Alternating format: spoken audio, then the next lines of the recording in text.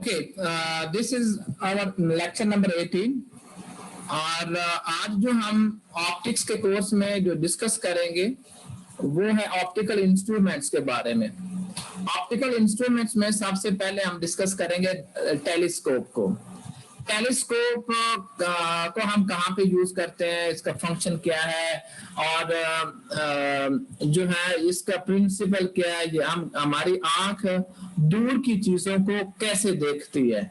या हम ये कह लेते हैं कि टेलीस्कोप जो अमूमन बनाई गई होती है तो उसकी इतनी वो लंबी सी क्यों होती है, लंबाई उसकी ऐसे क्यों होती है, ये चीजें थोड़ी थोड़ी हैं जो आपके इंटरेस्ट डिवेल्प कर सकती हैं। तो मैं यहाँ पे ये बात बताना चाहता हूँ कि लास्ट लेक्चर में, पिछला लेक्चर मुझे याद है कि उसमें हमने जो पढ़ा था, हमने कॉम्बिनेशन ऑफ लेंसेज के बारे में पढ़ा था।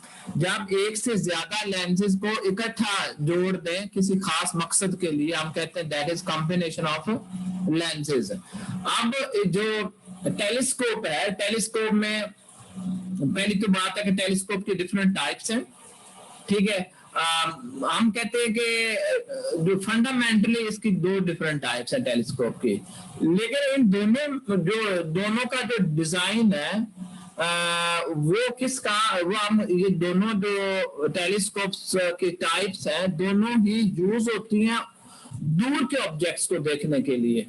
जो मिसाल के तौर पर आपने प्लेनेट को देखना है, किसी प्लेनेट को देखना है अपने सोलर सिस्टम में, तो हम कहते हैं कि ये इसके लिए हम टेलीस्कोप यूज करेंगे दूर वाली चीजों को देखने के लिए, ठीक है। इसके बाद फर्स्ट टाइप जो है इसके हम कहते हैं रिफ्रैक्टिंग टेलीस्कोप,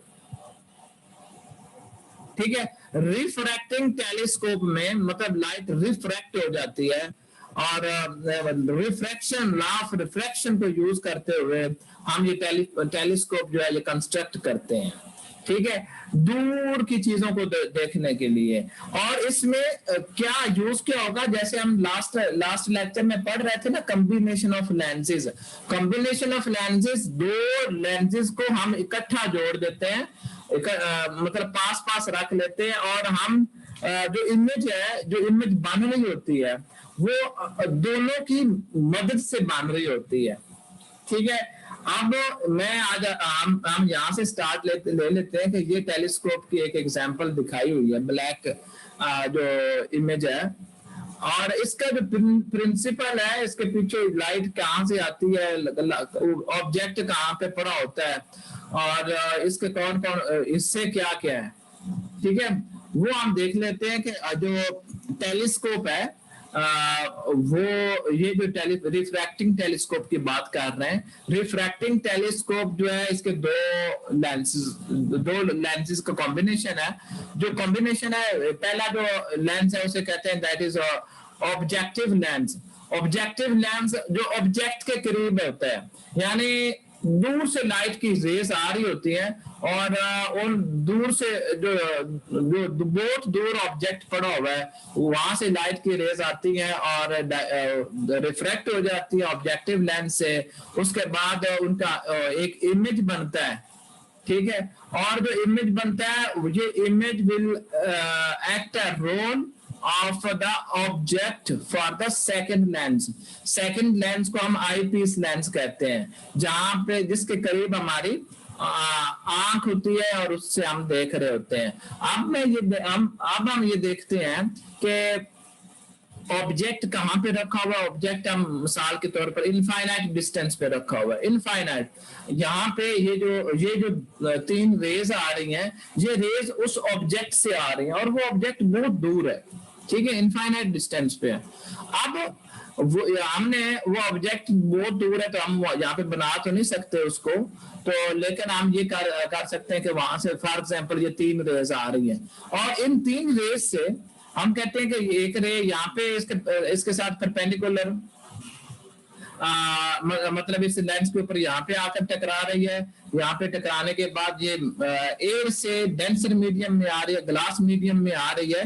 तो क्या ग्लास मीडियम में अगर आता है, ठीक है, अगर ये ग्लास मीडियम में आती तो इसका मतलब है ये नॉर्मल की तरफ थोड़ी सी बेंड हो जाएगी, और जब ये बैठ जाएगी तो नॉर्मल यहाँ पे इस साइड पे नॉर्मल की ये डायरेक्शन होगी, नॉर्मल इस सरफेस के ऊपर नॉर्मल हमने लेना होता है ना, तो इसका मतलब है कि ये और नीचे हो जाएगी, तो ये जो है लाइट रिफ्रैक्ट होके इस तरफ चली जाती है, ठीक है। और एक वो लाइट जो इसके सेंटर से गुजरती है इस लेंस के, वो सीधी गुजर जाती है, ये हमने पहले बात पढ़ी हुई है। और एक रे हम ऐसी कंसीडर कर रहे हैं जो इसके इस लेंस के साथ टकराती है, टकराने के बाद parallel to the principal axis हो जाती है, और ये तीनों रेज एक जगह पे जाके मरकूज हो जाती हैं। हम कंसीडर कर रहे हैं यहाँ पे ये जो फोकस हो जाती हैं सारी की सारी तीनों की तीनों रेस जो डिस्टेंट ऑब्जेक्ट से आ रही हैं, ये फोकस हो जाती है कहाँ पे, F0 के ऊपर, FO के ऊपर। FO what does it mean? FO का मतलब है ऑब्जेक्टिव लेंस, ठीक है। ऑब्जेक्टिव लेंस के जो फोकल पॉइंट है वहां पे आकर ये मरकूज हो जाती हैं, वहां पे आकर ये फोकस हो जाती हैं, ठीक है। अब यहाँ पे पहला जो लेंस है इसका ऑब्जेक्टिव लेंस, इसका फंक्शन खत्म हो गया। अब हम सेकंड लेंस को देखते हैं। सेकंड लेंस में ये जो इमेज बना, ये इमेज किस वजह से बना? ये ऑब्जेक्टिव लेंस की वजह से हम ये इमेज देख रहे हैं। ये इमेज इन्वर्टेड बना है, और ये मतलब उल्टा बना है, और हकीकी बना है, रियल इमेज बना है, और इसकी जो हाइट है, इस इमेज की हाइट जो ऑब्जेक्ट है उसकी हाइट से कम बना, ठीक है। क्लियर हो गया ना? अब हम हमारा जो आईपीस लेंस है वो हम ऐसा चूज करते हैं कि उसका जो फोकस पॉइंट है वो इस ऑब्जेक्टिव लेंस के फोकस पॉइंट, फोकल पॉइंट के करीब करीब होता है, ठीक है। ये FE का मतलब focal point of eye lens, eyepiece lens, ठीक है। अब हम क्या कर रहे हैं कि इस ये जो इमेज बना ऑब्जेक्टिव लेंस से, और लेकिन हमने इसको कहां पे रखा हुआ है? आईपीस लेंस के से इमेज की सॉरी लेंस की तरफ रखा हुआ है। आईपीस ये फोकल लेंथ से करीब रखा हुआ है इसे, ठीक है। फोकल लेंथ मैं किसकी बात कर रहा हूँ? आईपीस लेंस की बात कर रहा हूँ। FE से पहले हमने इसको रखा हुआ है, ठीक है। अब हमारे लिए ये जो इमेज था ये रोल प्ले कर रहा है किसका? ऑब्जेक्ट का, यानी ये ऑब्जेक्ट है, और इस ऑब्जेक्ट की वजह से जो इमेज बनेगी हम वो देखेंगे। अब इससे जो तीनों रेज पीछे से आ रही थी वो अपने अपने रास्ते पे आगे, हम कहते हैं कि एक दूसरे से को इंटरसेक्ट करने के बाद वो आगे गुजर जाती है। अब वो आगे गुजरती है जब, तो ये पैरेलल रे है। पैरेलल रे जो आईपीस लेंस में मतलब एक कन्वेक्स लेंस पे जाकर पड़ती हैं, तो ये इसका रिफ्रैक्ट होने के बाद जो आईपीस लेंस है इसके फोकल पॉइंट्स में से गुजरेगी, ठीक है। FE प्राइम का मतलब ये फोकल पॉइंट है इसका, इस लेंस का है, और फोकल पॉइंट कन्वेक्स लेंस का दोनों तरफ हम लेते हैं। हम कहते हैं इस तरफ लेफ्ट की तरफ भी या राइट की तरफ, लेकिन जो राइट की तरफ हम लेते हैं हम उसको नेगेटिव ले लेते हैं। इसी तरह वो रे जो सीधी आ रही थी वो सीधी जाएगी, और इसके साथ जब टकराएगी, टकराने के बाद वो भी इस फोकल पॉइंट की तरफ जाएगी। जब हम इन तीनों रेज को इधर से देखेंगे हमें ऐसा फील होगा कि ये सारी की सारी रेज किसी एक पॉइंट से आती हुई नजर आ रही हैं, किसी एक पॉइंट से आ रही हैं। जो हम कहते हैं कि जिस पॉइंट से ये आती हुई नजर आ रही हैं वहां पे इस ऑब्जेक्ट का इमेज बनेगा। इस ऑब्जेक्ट के एतबार से ये जो इमेज बन रहा है ये बहुत दूर बन रहा है, और उसका साइज बहुत बड़ा है as compare to this image, ठीक है। तो इसका साइज बहुत बड़ा है। अब ये जो साइज, इस साइज का जो मतलब साइज का मतलब इसकी जो हाइट है,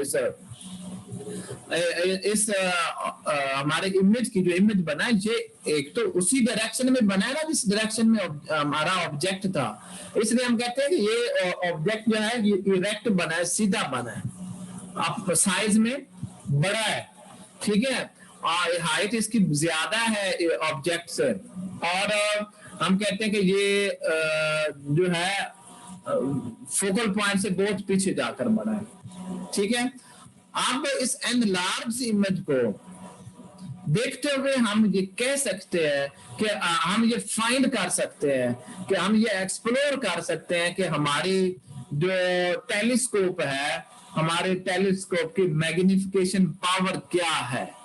ठीक है, हमने ये लास्ट टाइम ये बात पढ़ी थी, जब हम कॉम्बिनेशन ऑफ लेंसेज की बात करते हैं तो दोनों की जो फोकल लेंथ है वो जमा कर लेते हैं। फार्मूला हमने इसका पिछले लेक्चर में पढ़ लिया है। ठीक है, तो इस तरह ये टेलीस्कोप हमने कंस्ट्रक्ट कर ली कि इसमें एक ऑब्जेक्टिव लेंस यूज होता है और एक आईपीस लेंस यूज होता है। अब ये जितना अगर हम इस लेंस को और इस लेंस को आपस में करीब करीब रख लें तो क्या होगा, हमें इमेज क्लियर बनेगा ही नहीं, है ना। तो इस तरह हम क्या करते हैं, टेलीस्कोप के डिस्टेंस को हम नॉब सी लगी होती है, उस नॉब से हम एडजस्ट भी करते हैं ताकि दोनों के जो फोकल पॉइंट है वो करीब करीब आ जाए या यहाँ पे क्लियर इमेज नजर आए। ठीक है, तो इस तरह ये हमारी जो कंस्ट्रक्शन है टेलीस्कोप की ये कंप्लीट हो जाती है। आगे जो है, अगर आप 10 यहाँ पे दो एंगल्स लिए हुए, एक थीटा और एक थीटा नॉट, और जो ये एंगल प्रिंसिपल एक्सिस के साथ ये जो रेज बना रही है वो ऑब्जेक्टिव लेंस वाली, इसे थीटा नॉट क्या कहा हुआ है, और ये जो आईपीस लेंस से जो रिफ्रैक्ट होके रेज आ रही हैं इसे थीटा, और ये किस ये जो एंगल बना रही हैं किसके साथ भला, हमारे प्रिंसिपल एक्सिस के साथ इसे थीटा से रिप्रेजेंट किया हुआ है।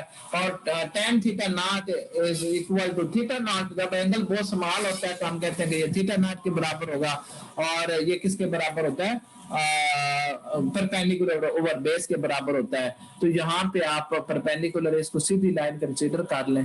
ठीक है, तो ये आपके ट्राइंगल बन गए। ठीक है, ये ट्राइंगल बन गई। तो यहाँ से आप क्या करते हैं, ये एच प्राइम है, एच प्राइम हाइट है, ये एच प्राइम आपका आ गया।